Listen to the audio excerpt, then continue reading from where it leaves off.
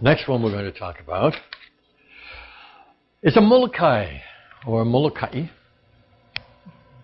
legend about the goddess Laka. There are not a lot of stories that we can find about her, so we're taking this one from Molokai, which is one of the more complete ones about her.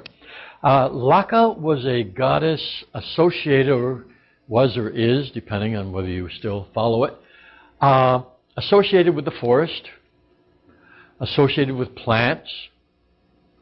As a matter of fact, today, interestingly, when a very traditional hula is performed, there is a kind of an altar set up at which various kinds of plants from the forest are put on there in a specific sequence to represent, as to honor Laka as the goddess of the hula. Okay? One of the plants, which was always associated with feminine power, is the called llama wood, which is a type of, it's part of the ebony family. And the center core of this wood is yellow. And that always becomes an important part. Just a bit about llama wood. It's important to Laka. It's important to women because when a woman had her menstrual period, a special hut was built of llama wood. Now, llama also means enlightenment. But the special hut was made, and that's where women would stay during their menstrual period. Okay? In that hut for women only. And that was a time of power. And sometimes so much power, so much mana, that it could be dangerous to other people. Okay? So it wasn't, in the Hawaiian system, it was not because they were thought unclean, which has been in some very male-dominated societies. In the Hawaiian, it is because they were just too powerful. Okay?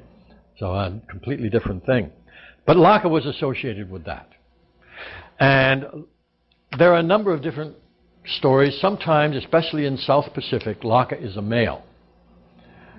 We find a few stories in Hawaii where Laka is presented as a male. Sometimes Laka and Laka as a brother and sister. But for this story, I picked one in which Laka is a woman and actually starts out as a woman. Now, I need a Laka. Oh, by the way, Laka is also associated with female fertility and love-making and love in general. If there's anything like a goddess of love in Hawaii, it's Laka. Her name actually means to attract. Okay? So I need a Laka.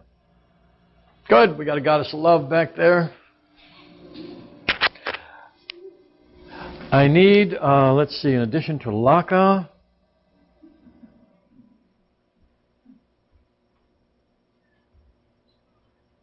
actually, all we need for this one is Laka. Okay? All you need is Laka. All we need is Laka. Oh my God. So you got to do some, you're going to have a chance to do some hula movements. Oh. Not a lot, but a little bit of hula. Okay? Something real soft and gentle. Right. Okay.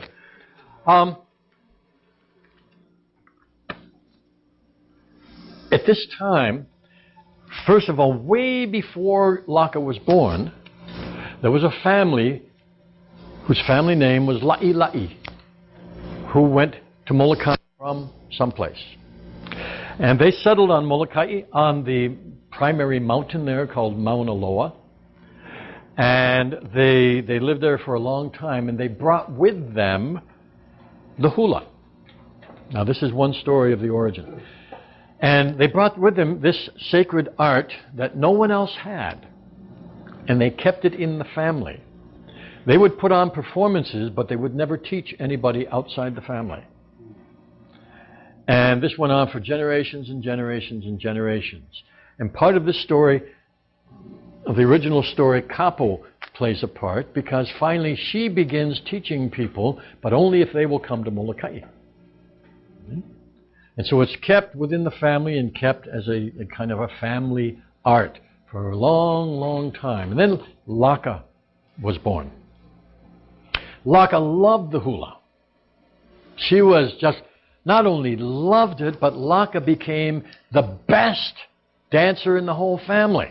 Okay? She could even dance better than Kapo, which made Kapo a little jealous sometimes, but that's not the important part of the story.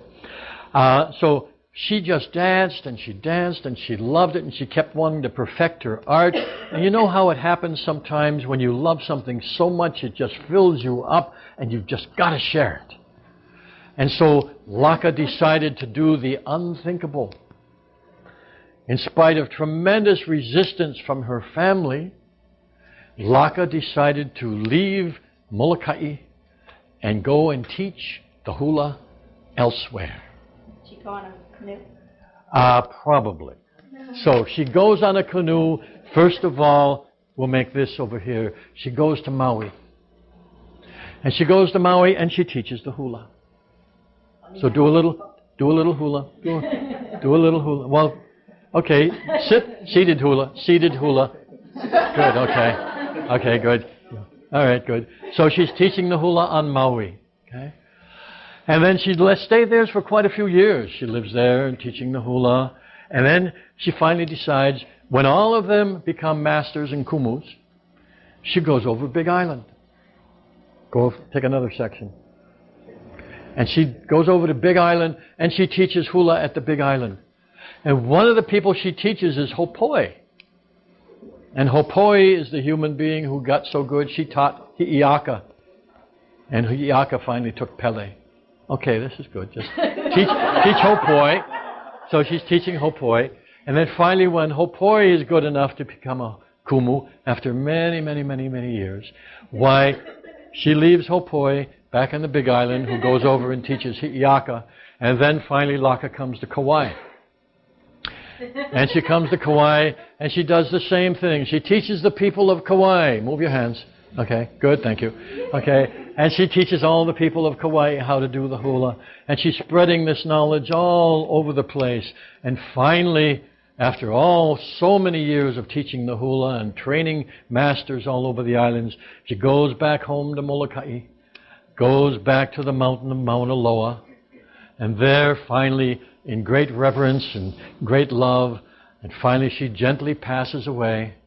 And as she passes away, she's turned into a goddess, whom everybody remembers.